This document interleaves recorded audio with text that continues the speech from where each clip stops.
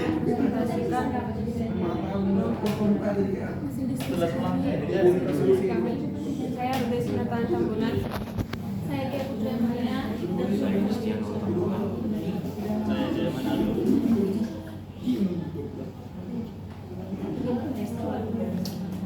Pertama sekali saya ingin memperkenalkan tentang perilaku konsumsi masyarakat.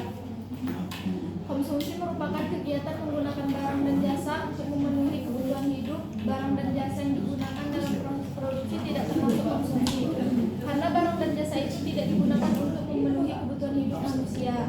Barang dan jasa dalam produksi ini digunakan untuk memproduksi barang lain. Perilaku konsumsi masyarakat.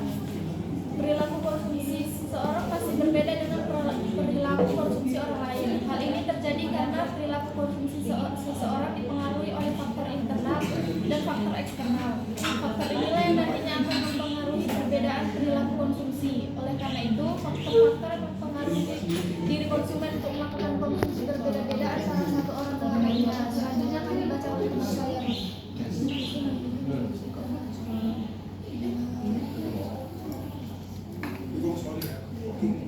Faktor internal. Faktor internal merupakan faktor yang berasal dari dalam diri konsumen. Faktor ini meliputi pendapatan konsumen, selera konsumen, komposisi rumah tangga, motivasi konsumen, dan kebiasaan konsumen. Pendapatan konsumen dan konsumsi rumah tangga merupakan faktor internal yang bersikap kuantitatif.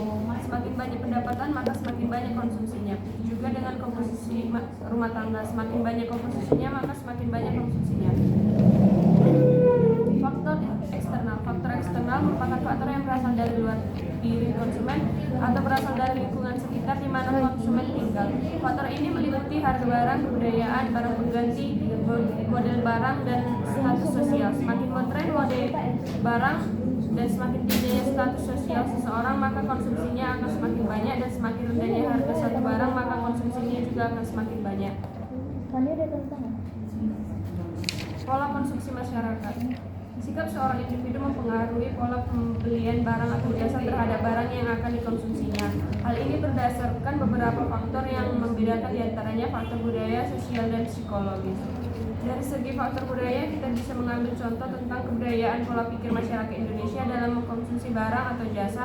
Orang-orang Indonesia selalu tertarik akan hal-hal baru. Hanya masyarakat Indonesia yang sering menghabiskan uang mereka untuk berbelanja barang-barang yang sebenarnya sudah dimiliki, akan tetapi mereka membelinya lagi karena merek atau model. Di bawah juga ada presentasinya. Selanjutnya akan dibacakan teman kami Ronaldo Wahyu. Dimensi ketimpangan pengeluaran konsumsi. Pengeluaran konsumsi masyarakat dapat pula difungsikan untuk mendeteksi ketimpangan kemakmuran antara lapisan masyarakat. Sebab sebagaimana diketahui, kesenjangan kemakmuran dapat diukir baik dengan pendekatan pendapatan maupun pendekatan pengeluaran.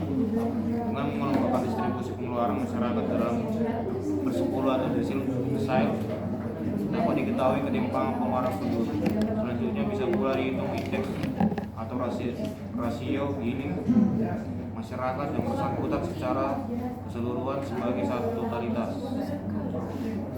Pola konsumsi masyarakat berbeda antar lapisan pengeluaran. Terdapat kecenderungan umum bahwa semakin rendah kelas pengeluaran masyarakat, maka semakin dominan alokasi belanjanya untuk pangan. Di lain pihak, kian tinggi kelas pengeluarannya, kian tinggi besar pula proporsi belanjanya untuk konsumsi, bukan makanan. Jenis makanan yang dikonsumsi juga berbeda. Semakin rendah kelas pengeluaran, cenderung semakin domain jenis badi-badian dan umbi-umbian yang dikonsumsi. Dalam kelompok pengeluaran makanan terjadi gejala sebaliknya.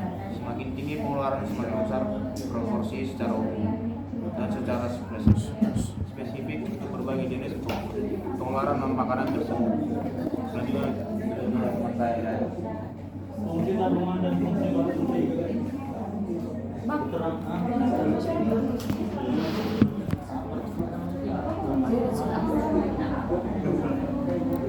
Pengeluaran masyarakat Indonesia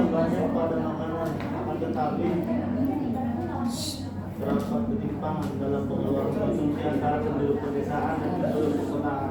Misalkan dari besarnya pengeluaran dan jumlah pola konsumsinya.